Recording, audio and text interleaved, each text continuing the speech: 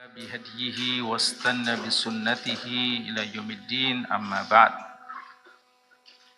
Para hadirin, Bapak-bapak dan ikhwah,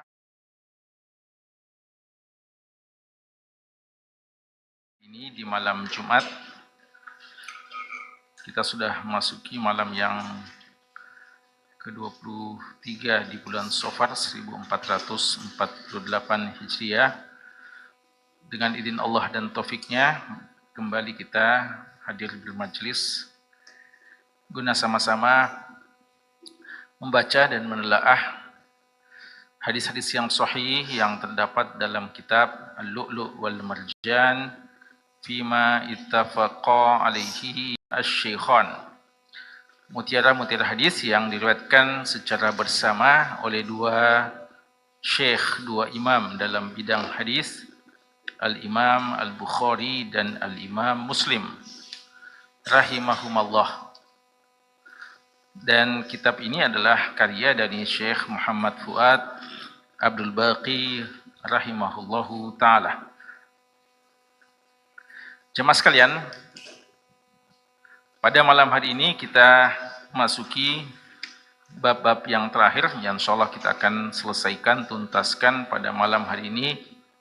Kitab tentang al-libas wa zinah, kitab tentang pakaian dan perhiasan. Dalam beberapa pekan atau bulan terakhir kita membahas bab-bab tentang pakaian yang terangkum dalam kitab Al-Libas wa Zinah. Masih tersisa satu hadis dalam bab yang telah kita bahas yang lalu sebelum kita memasuki bab yang terakhir dalam kitab tentang pakaian ini. Pada pembahasan yang lalu kita sudah membahas tentang haramnya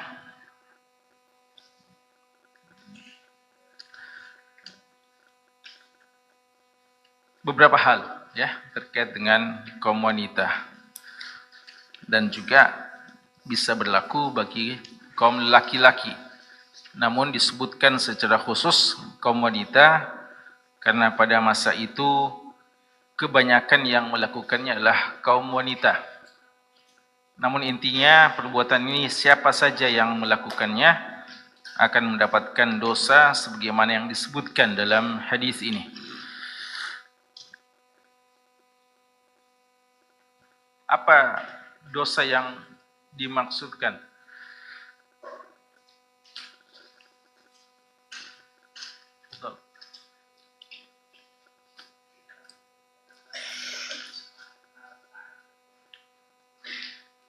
Melaknat siapa?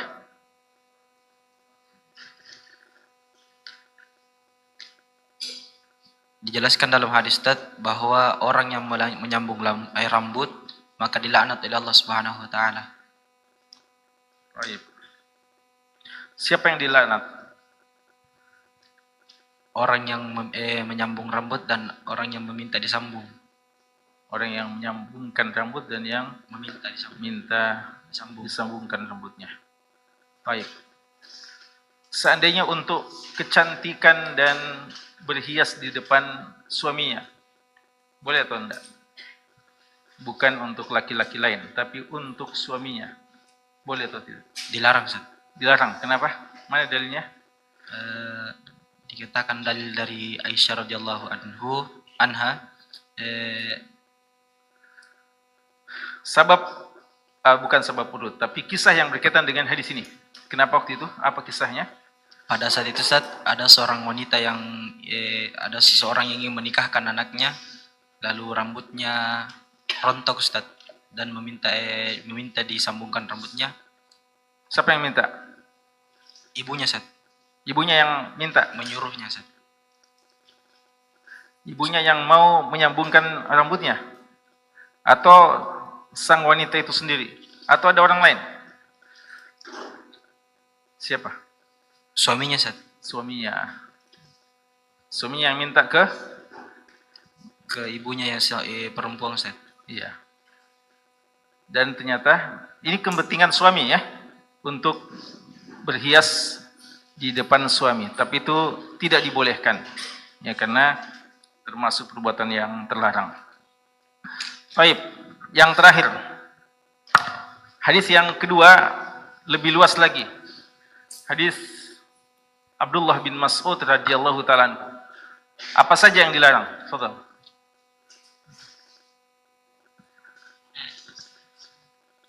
Dilarang pertama bertato, Ustaz. Tato. Kedua, Terus mencukur alis, cukur alis. merenggangkan gigi, Ustaz. Terus Yang keempat,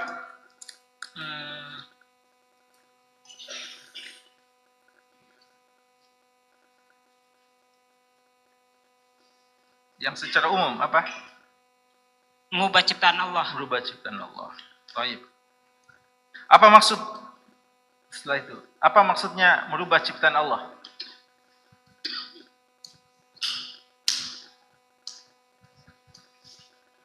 Siapa yang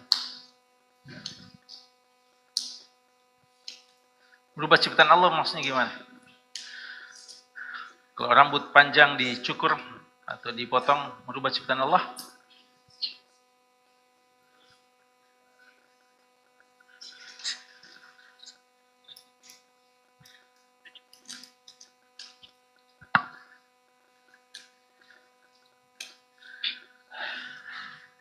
Siapa wanita yang ganti-gantian? Antum juga.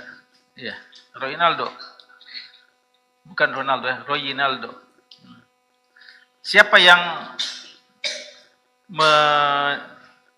tanda kutip memprotes kepada Abdullah bin Mas'ud radhiyallahu anhu? Siapa wanitanya? Siapa yang tahu sih?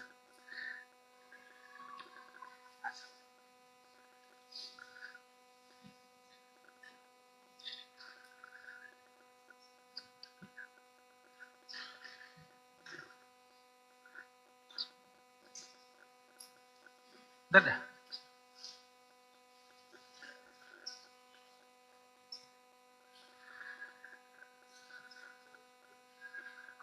Dari sini. Siapa yang tahu? Ummu Ya'qub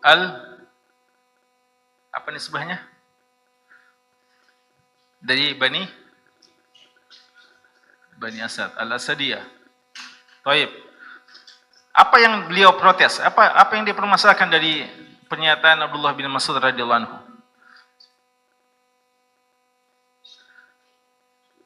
Apanya?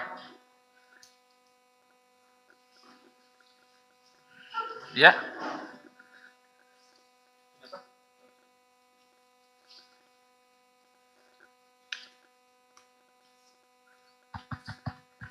Beliau sudah membaca Al-Quran dan tidak mendapati. Abdullah bin Mas'ud bilang apa? Abdullah bin Mas'ud bilang apa? Apa pernyataan beliau sampai di protes ya, tanda kutip oleh wanita ini? Pengharaman pembuatan tato, minta Abdullah bin Mas'ud mengatakan, siapa yang melaknat? Rasulullah Sallallahu Alaihi Wasallam tentang pembuatan tato, Ustaz. Rasul yang melaknat atau siapa? Apa protesnya wanita itu? Apa protesnya? Wanita itu memprotes bahwa dia sudah membaca Al-Quran, tidak ada pelarangan tentang pembuatan tato dan lainnya, Ustaz. Tidak ada dalam Al-Quran Allah melaknat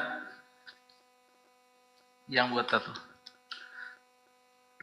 Tapi kenapa Abdullah bin Mas'ud mengatakan Allah melaknat? Padahal Abdullah yang ada adalah Rasulullah melaknat. Tapi Abdullah bin Mas'ud tidak mengatakan Rasulullah melaknat, tapi yang beliau bilang yang melaknat adalah Allah. Makanya bilang tidak ada dalam Al-Quran. Tapi apa dalilnya Abdullah bin Mas'ud bahwa Allah melaknat?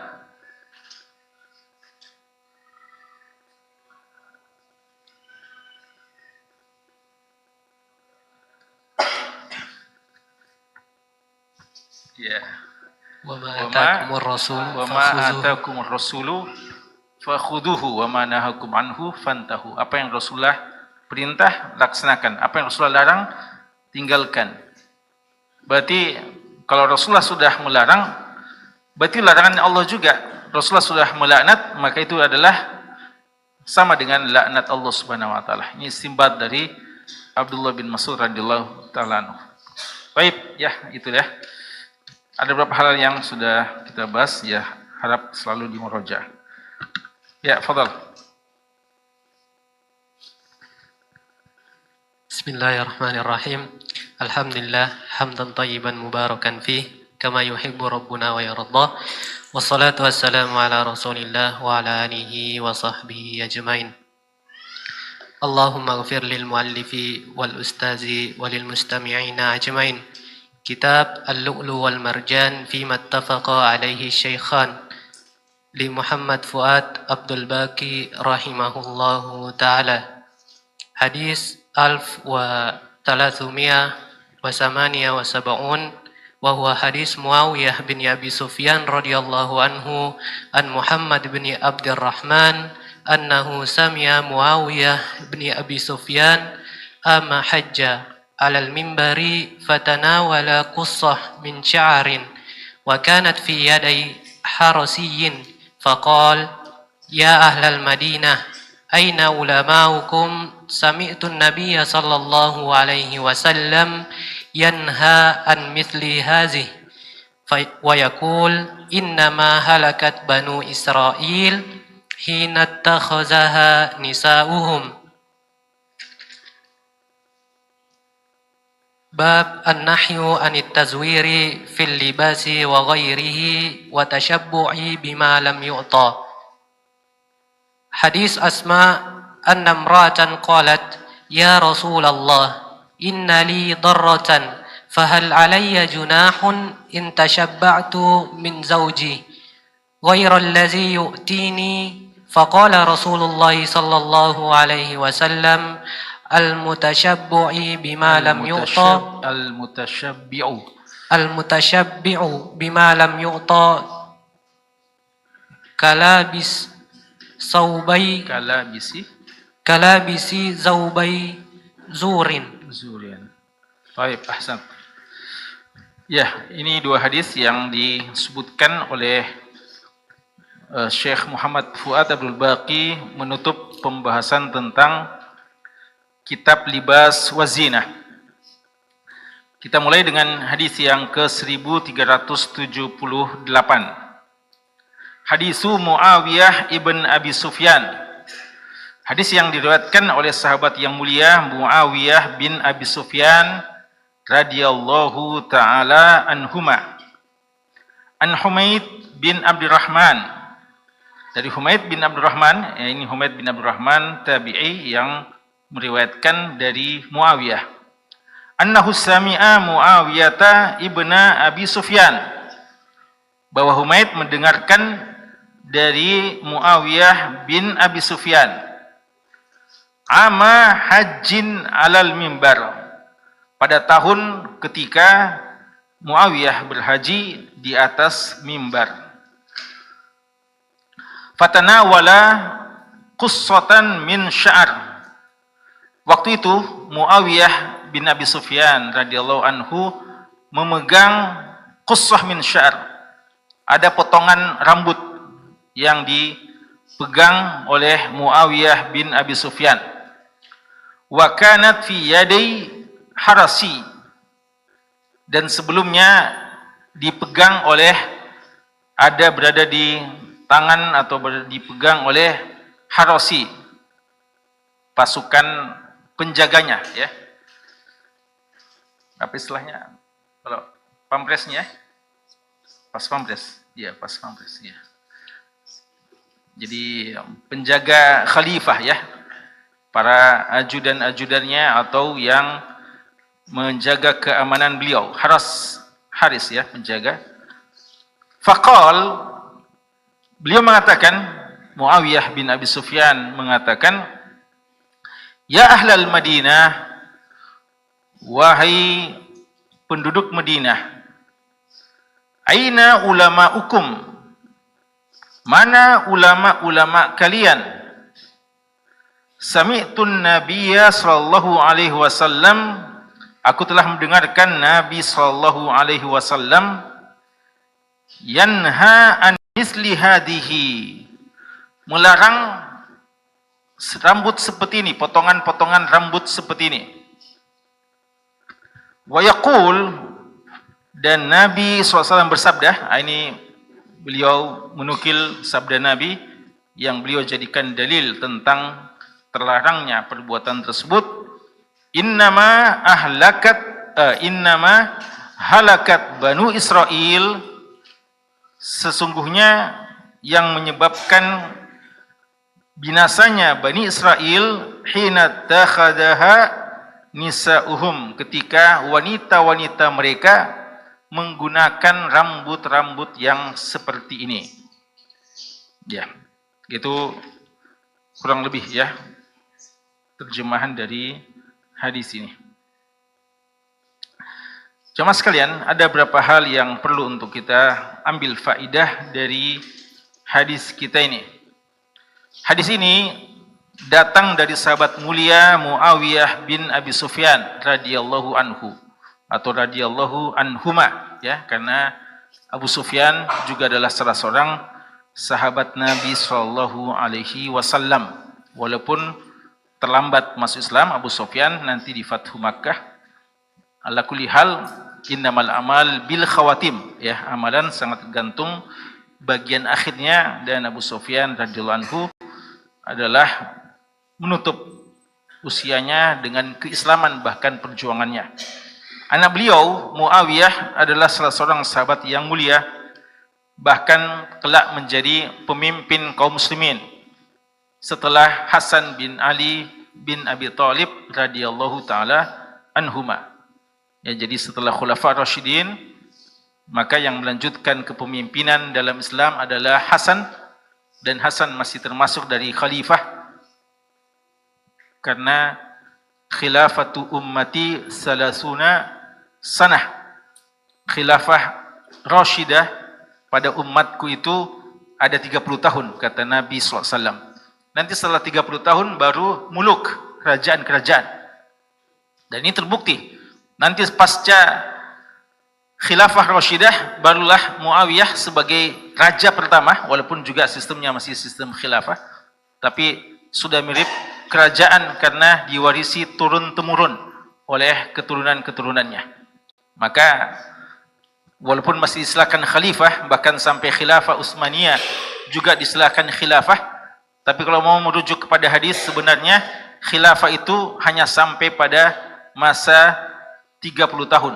Ya, sebagaimana dalam hadis Safinah. Abu Bakar, Umar, Utsman dan Ali.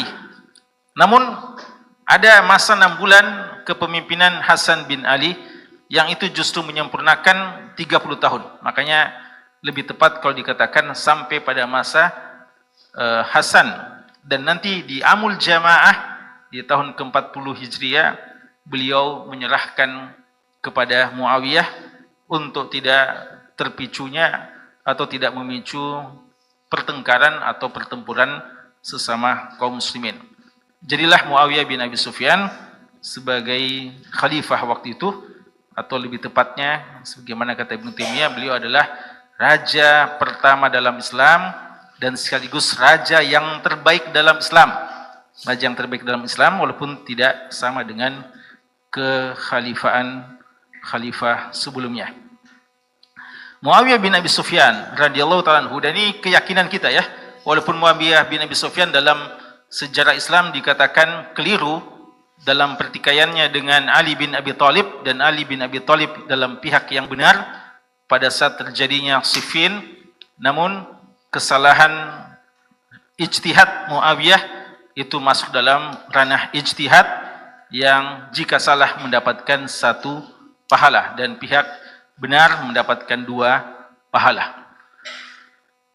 Muawiyah bin Abi Sufyan radhiyallahu ta'ala anhu berkhutbah atau berpidato atau mengingatkan kepada umatnya, kepada rakyatnya di tahun haji beliau. Dan ini memang haji adalah momen yang paling besar sejak dahulu. Momen yang paling besar terkumpulnya kaum muslimin itu adalah pada saat haji.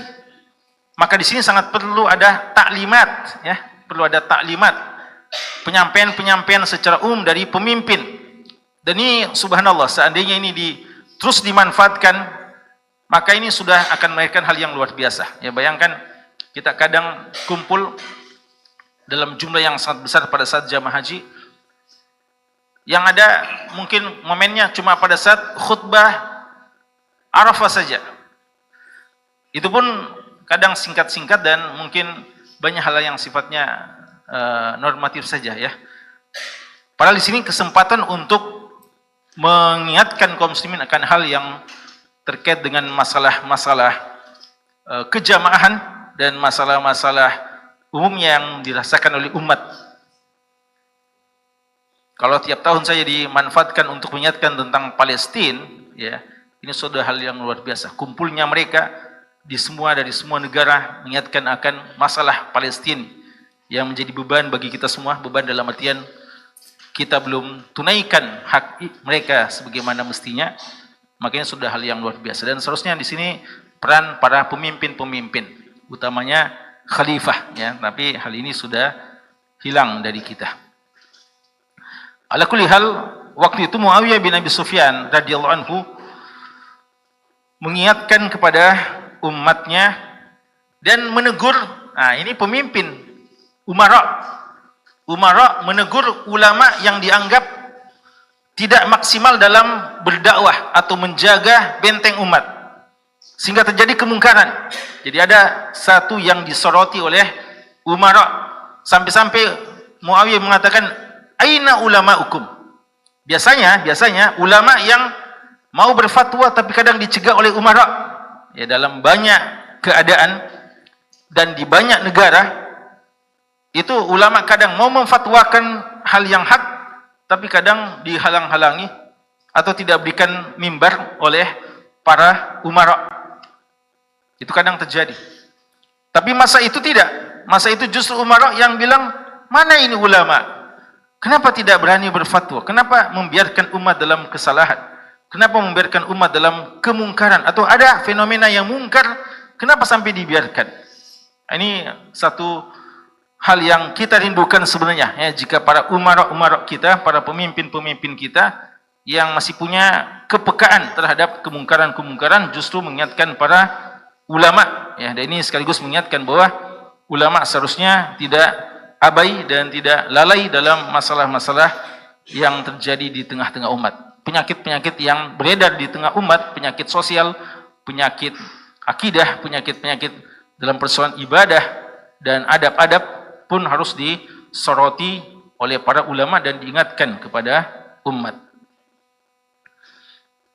Dan ini istilahnya dalam bahasa Arab al-istifham apa? Al-inkari, bertanya untuk mengingkari. Aina ulamaukum? Artinya, mana ini ulama? Kenapa tidak berfatwa? Kenapa tidak mengingatkan? Kenapa tidak bergerak? Ini dalam bahasa Arab namanya al-istifham lil inkar atau al-istifham al-inkari. Bertanya untuk mengingkari. Kenapa sampai terjadi seperti itu? Kemudian di antara faedah yang lain adalah hadis ini ya dulu menjelaskan kepada kita bahwa jika terjadi kemungkaran, walaupun ini adalah tanggung jawab kita bersama, tapi yang paling menjadi orang yang bertanggung jawab adalah para penuntut-penuntut ilmu dan para ulama-ulama. Semua kita wajib untuk saling ingat-ingatkan. Tapi makin banyak ilmu, maka itu amanah makin besar. Sehingga tidak boleh hanya sekedar disalahkan para rakyatnya. Tidak boleh disalahkan para pelaku kemaksiatannya. Jangan-jangan mereka berlaku maksiat karena belum tahu. Jangan-jangan mereka berlaku maksiat karena sedang lemah iman, lalu tidak ada yang mau menguatkan iman mereka. Dan tidak ada yang mau menyemangati mereka untuk melakukan kebaikan. Sehingga sebelum disalahkan pada pelaku kemungkaran, disalahkan dulu, ya, kita orang-orang yang tahu para ulama-ulama, para ahli ilm seharusnya yang paling pertama kali ditanya, ya, paling pertama kali ditanya. Dan ini untuk melihat bagaimana fikih dari Muawiyah bin Abi Sufyan, ya, fikih dari Muawiyah bin Abi Sufyan radhiyallahu anhu. Beliau tidak langsung menyalahkan para pelaku-pelakunya, tapi beliau mengoreksi dulu para ulamanya, ya, para ulama-ulama mereka.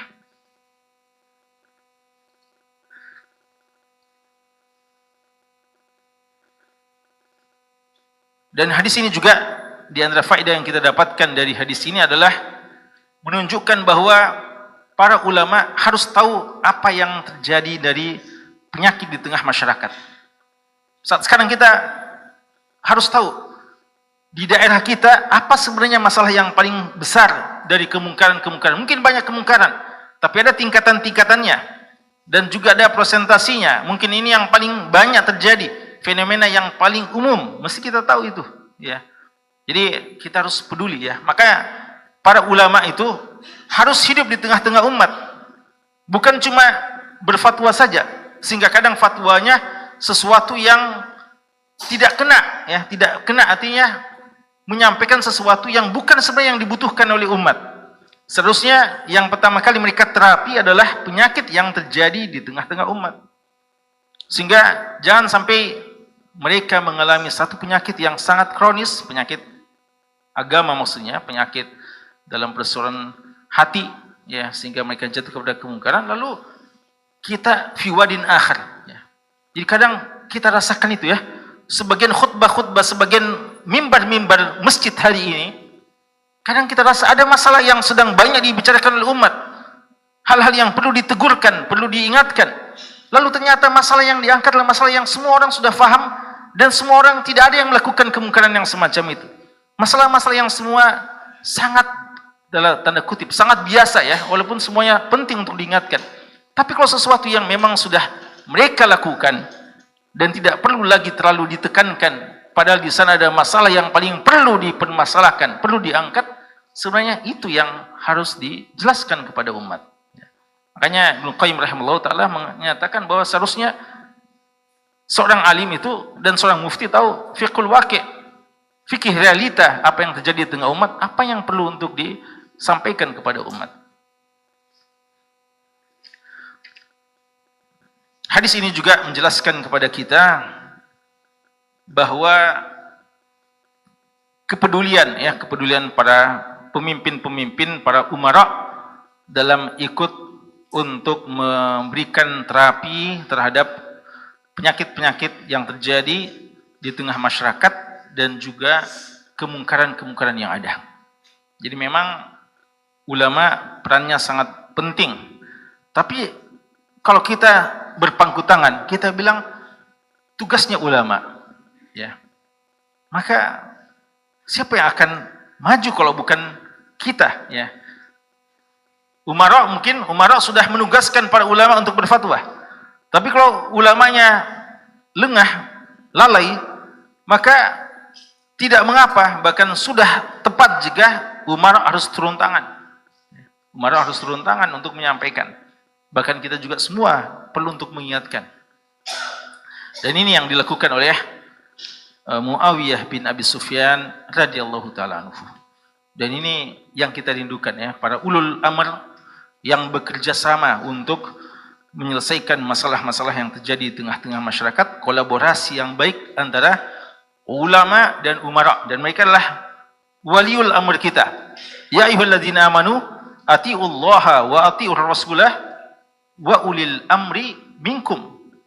Dan Abdullah bin Abbas radhiyallahu anhu telah mengatakan bahwa ulul amr yang kita diperintahkan untuk menaatinya adalah al ulama wal umara, para ulama dan para pemerintah. Jadi kedua-duanya adalah ulul amr yang wajib untuk ditaati selama tidak dalam kemaksiatan. Jadi perlu ada kolaborasi, ya, antara kedua belah pihak, umara dan ulama. Masing-masing punya peran. Namun jika ada yang kurang maksimal, maka tidak apa-apa disempurnakan oleh pihak yang lain, ya. Jadi kalau umaranya tidak maksimal, ulama tampil.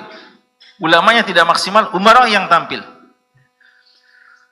Kemudian hadis ini juga menjelaskan kepada kita bahwa merubah kemungkaran kadang perlu langsung agar orang faham apa itu kemungkarannya. Jadi kalau terjadi di tengah umum, apalagi kalau terjadi di tengah umum dan kita diamkan, maka bisa difahami oleh sebagian boleh-boleh saja. Jangan kehilangan momen. Kemungkarannya sudah terjadi di tengah umum, lalu di sana ada para ulama, orang-orang yang berilmu tahu, tapi diam, difahami oleh masyarakat, berarti boleh saja. Buktinya kemungkaran itu terjadi dan ada si fulan seorang alim tapi dia diamkan. Ya. Maka perlu ada peneguran langsung. Kadang seperti itu. Dan jika kita tidak dapati langsung, kadang kita perlu bawa buktinya, contohnya. Di sini Muawiyah tidak langsung menunjuk, tidak boleh seperti ini. Tidak ada memang waktu itu. Tapi beliau bawa contohnya, buktinya. Rambut palsu. Ini qussah min syar. Qussah min syar itu rambut yang disambungkan, ya. Rambut yang disambungkan ke kepala-kepala wanita. Ya. Dia bawakan, ini contohnya. Ini yang masalah ini, ya. Beliau bawakan contoh supaya tidak kabur dan tidak lagi alasan bahwa yang mana dimaksudkan. Ya, dibawakan langsung contoh dan bukti. Jadi kadang perlu bawa itu seperti itu, ya. Jadi kita lihatkan langsung, ini tidak boleh ini. Kita bawakan barangnya agar orang faham, oh ini yang tidak dibolehkan. Agar tidak lagi hujah, tidak lagi alasan, saya tidak tahu. Ini sudah dibawakan contoh hal yang tidak diperlukan, tidak dibolehkan.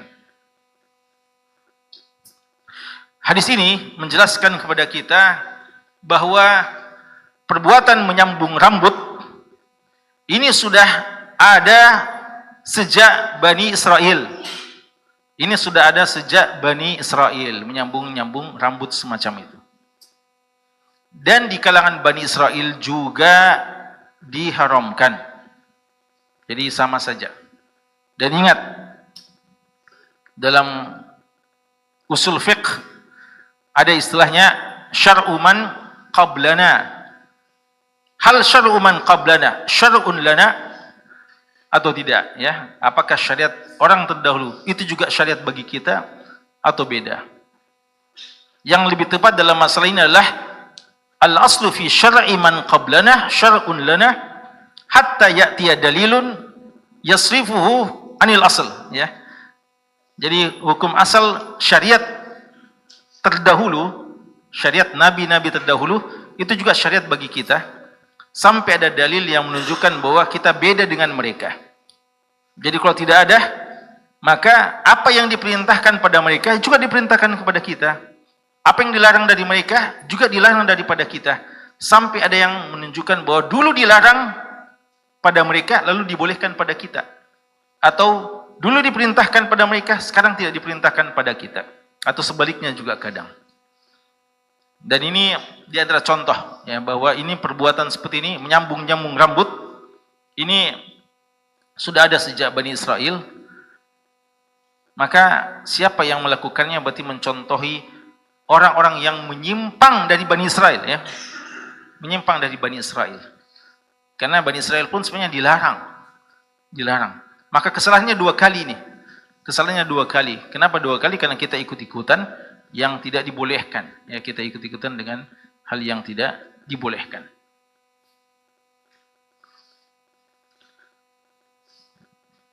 Kemudian di antara faedah dari hadis ini adalah hadis ini menjelaskan kepada kita diharamkannya menyambung rambut juga bagi umat ini. Dan ini sudah kita bahas pada hadis-hadis terdahulu dan memang hadis kita ini masih dalam bab tentang dilarangnya menyambung rambut, ya. Dan hadis ini menjelaskan kepada kita bahwa kebinasaan umat itu disebabkan karena faktor utamanya ketika mereka menyelisihi syariat nabi-nabi mereka, ya. Dan itu sesuai dengan hadis ini. bahwa kebinasaan Bani Israel terdahulu itu disebabkan karena wanita-wanita mereka melakukan ini. Bayangkan hal yang mungkin bagi sebagian orang sepele, tapi kemaksiatan sekecil apapun kadang menjadi penyebab utama kehancuran satu umat. Dan kehancuran kaum wanita, kehancuran bagi bangsa, kehancuran bagi umat. Dan kehancuran itu kadang dimulai dari itu. Nabi kita SAW mengatakan, wattaqud dunya wattaqu an-nisa. Fa inna awwala fitnatin fi Bani Israel kanat fi an-nisa. Hati-hati kalian dengan dunia dan hati-hati kalian dengan wanita. Karena awal fitnah terjadi pada Bani Israel itu pada fitnah wanita, Jadi kehancuran umat kadang disebabkan oleh kehancuran wanitanya. Sebagaimana peradaban pada umat akan maju ketika wanitanya juga maju. Dan makna maju dalam makna syariat kita bagi wanita bukan maju dengan apa yang difahami oleh orang-orang hari ini, ya. Ketika mau disamakan antara laki dan wanita dalam seluruh bab-bab yang ada. Padahal masing-masing punya tugas ya dalam syariat. Ada hal-hal yang memang sama dan ada hal-hal yang ini ranahnya untuk laki-laki khusus dan tidak pantas untuk wanita atau sebaliknya. Dan ini juga sesuai dengan sabda Nabi kita sallallahu alaihi wasallam ketika beliau mengatakan fa inna ma ahlakal ladzina min qablikum kasratu masailihim wa ikhtilafuhum ala anbiyaihim. Yang membinasakan umat sebelum kalian adalah banyak bertanya yang tidak perlu dan ikhtilafuhum ala anbiyaihim. Apa maksudnya ikhtilafun ala anbiyaihim? Ay mukhalafatuhum li anbiyaihim. Ketika mereka menyelisihi arahan nabi-nabi mereka. Dan inilah sebab kehancuran umat. Maka kehancuran umat ketika kita kadang membicarakan apa solusi dalam permasalahan umat, seharusnya solusinya adalah kembali kepada syariat. Kapan kita menyelesaikan syariat, itulah penyebab kehancuran. Dan hadis ini juga sering digunakan oleh ulama kita dalam mendalilkan tentang kekalahan yang terjadi pada perang Uhud. Kaum muslimin sudah sangat pengalaman dan tahu bagaimana mengalahkan kaum Quraisy di perang Badar. Namun hal yang mengejutkan, mereka kalah telak di perang Uhud. Apa masalahnya? Padahal sempat mereka menang di awal-awalnya. Persoalannya adalah ketika ada di antara kaum muslimin yang menyelisihi arahan Nabi SAW. Dilarang tinggalkan pos Jabal Rumah, bukit kecil yang ada di Uhud itu, disuruh untuk tinggal di sana, jangan tinggalkan sampai datang aba-aba dari Nabi kita SAW. Lalu mereka ketika melihat ada peluang untuk mengambil harta dan dengan dalih akan kembali langsung setelah mereka mengambil harta, ternyata terjadi apa yang diwanti-wanti oleh Nabi SAW.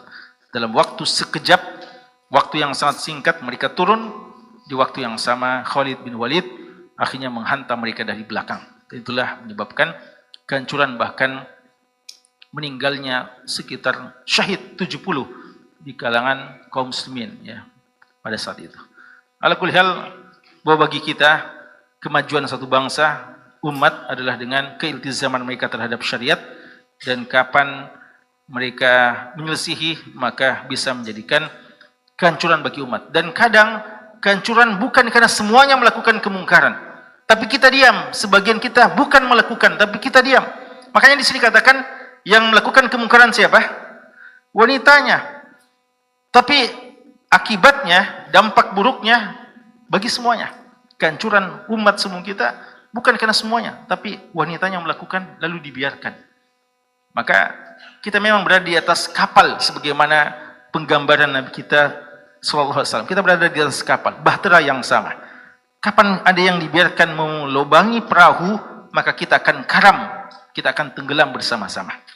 Sehingga ketika ada yang mau melakukan hal yang tidak pantas, tegur.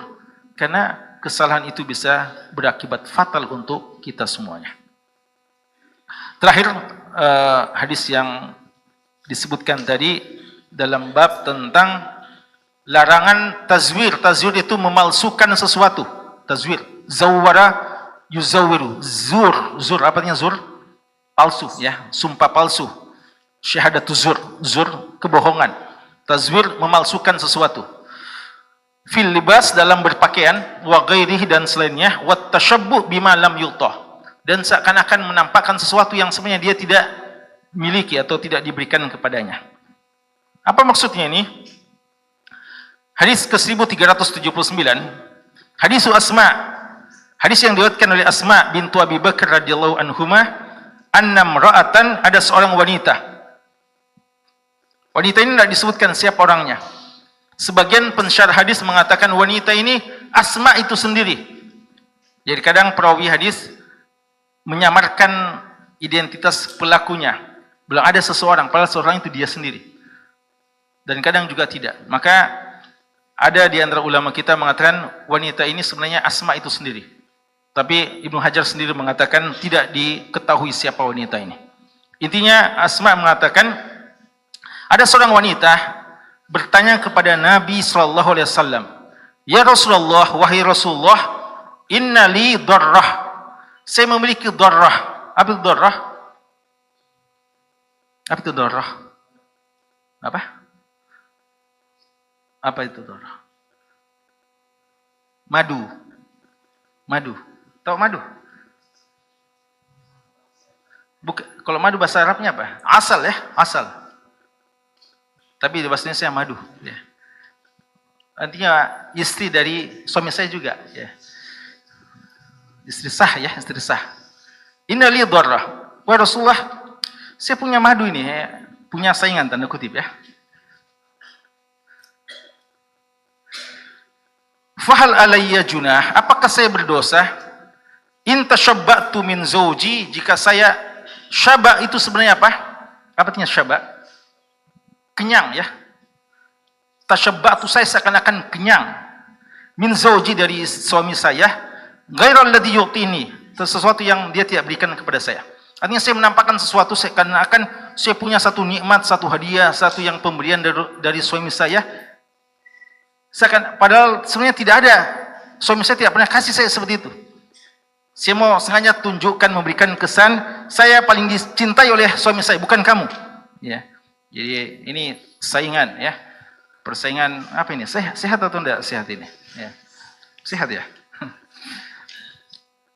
Biasa ya. Jadi masalah perselisihan antara orang yang wanita-wanita yang di madu memang sejak dahulu ya, sejak dahulu. Sampai pada generasi terbaik.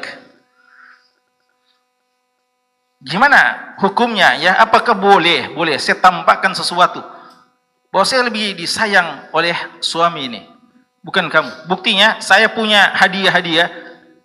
Apa yang saya tampakkan, saya sangat tasyabba, seakan-akan saya sangat kenyang, dalam artian saya sangat banyak kebahagiaanku, banyak pemberian yang saya dapatkan, padahal sebenarnya tidak. Sesuatu yang sebenarnya tidak diberikan kepada saya. Faqala Rasulullah sallallahu alaihi wasallam. Rasulullah sallallahu alaihi wasallam mengatakan, al-mutasyabbi bima lam yu'ta. Orang yang menampakkan sesuatu yang sebenarnya tidak diberikan kepadanya. Jadi sekali lagi, mutasyabih sebenarnya orang yang menampakkan dia kenyang, padahal sebenarnya tidak seperti itu. Ya. Kalabisi, bagaikan orang yang menggunakan saubai, dua pakaian itu karena dahulu sepasang pakaian ya, izar dan rida. Kalabisi saubai zur, seakan-akan orang yang memakai pakaian, dua pakaian atau sepasang pakaian yang palsu. Ya. Berarti boleh atau tidak? Ya, di antara kesimpulan hadis ini, pertama, hadis ini menunjukkan haramnya seseorang menampakkan sesuatu yang tidak sesuai dengan realita, ya. Jadi dia menampakkan suatu perhiasan atau sesuatu yang padahal tidak ada pada dia. Ada juga biasa orang, subhanallah, mau menampakkan seakan-akan dia sangat kaya, ya. Padahal semua mungkin barang pinjaman. ya. Atau mungkin ya paling bahaya kalau barang curian, subhanallah, ya. Atau yang tidak sah bagi dia, ya. Ini termasuk al-mutasyabbi bima lam yuta, ya. Seakan-akan menampakkan sesuatu yang sebenarnya tidak ada pada dirinya. Yang kedua, hadis ini juga menjelaskan tentang dilarangnya, haramnya seorang wanita membuat marah madunya. Ya. Ini kan tujuannya bikin marah, ini bikin jengkel, ya. Karena mungkin ujung-ujungnya madunya ini marah sama suaminya. Kenapa kasih gitu saya? Kok gitu kita pisah saja? Nah, senang dia ini, ya. Karena akhirnya cuma dia yang memiliki suaminya saja. Madunya sudah pergi, ya. Nah, ini sini katakan diharamkan seperti itu, tidak boleh, ya. Jadi diharamkan tahrim ighadhah al-mar'ah li dharratiha. Tidak boleh, haramnya seorang wanita membuat marah madunya. Berarti persaingan tidak sehat ini. Tadi siapa yang bilang persaingan sehat itu? Iya.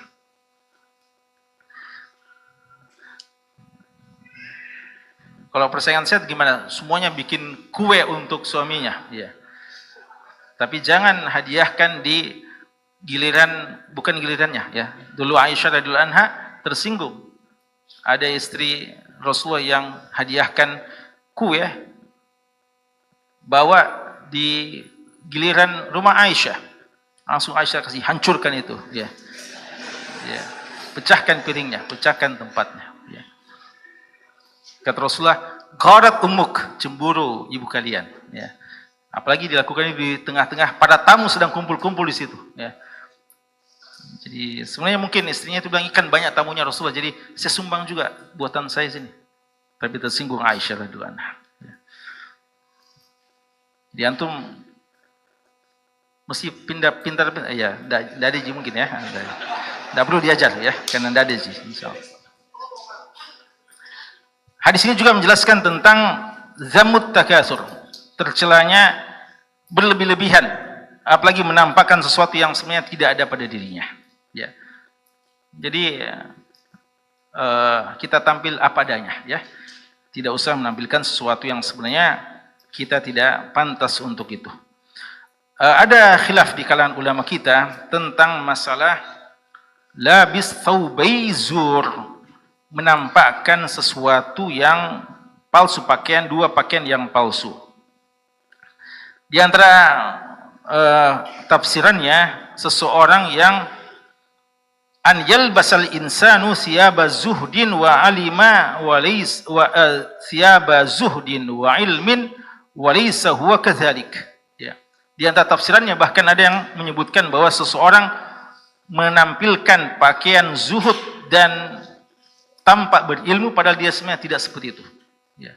Jadi pakaian-pakaian zuhud dia tampilkan padahal sebenarnya dia tidak seperti itu. Jadi dia mau tampilkan saja padahal hatinya tidak zuhud, dan sebenarnya dia hanya mau dikata, mau dibilang, mau dipuji, padahal mungkin di kesempatan yang tidak seperti itu, ya. Ini juga peringatan ya untuk kita senantiasa tampil ikhlas, ya, menghindari hal-hal yang berlagak untuk sesuatu yang tidak kita miliki. Yang kedua, an yatajammal al-insanu liyuaddiya asy-syahadah, seseorang berhias untuk menampakkan, untuk diberikan persaksian, fatuqbal syahadatuhu li husni hayatihi, seseorang sengaja menampilkan pakaian atau penampilan yang menarik supaya diterima persaksiannya, pengakuannya, padahal sebenarnya dia tidak seperti itu, sampai dia mau berdusta, ya. Jadi supaya orang yakin dengan persaksiannya, maka dia tampil dengan hal yang semacam itu. Ini termasuk dengan orang yang labis thawbai zur, labis thawbai zur. Hadis ini menjelaskan kepada kita bahwa tercelanya segala hal yang terkait dengan kepalsuan, sampai pakaian palsu juga dicelah, ya. Jadi semua yang palsu, persaksian palsu, pakaian palsu, ijazah palsu, semuanya tercela tanpa kecuali, ya. Selama tidak benar, semuanya tercela. Sampai-sampai ada dibahasakan pakaian palsu, waliyadzubillah, ya. Semuanya tercela dalam syariat ini. maka beruntunglah ya orang yang senantiasa sidq, jujur ya dalam perkataan, perbuatan dan dalam amalan-amalannya. Dengan ini alhamdulillah telah selesai lagi pembahasan kita untuk satu kitab, Kitabul Libas Waz-Zinah, dan setelah ini adalah kitab Al-Adab ya. Wallahu taala alam, sallallahu ala nabiyina Muhammad wa ala alihi wa sahbihi wasallam, wa akhiru da'wana alhamdulillahi rabbil alamin.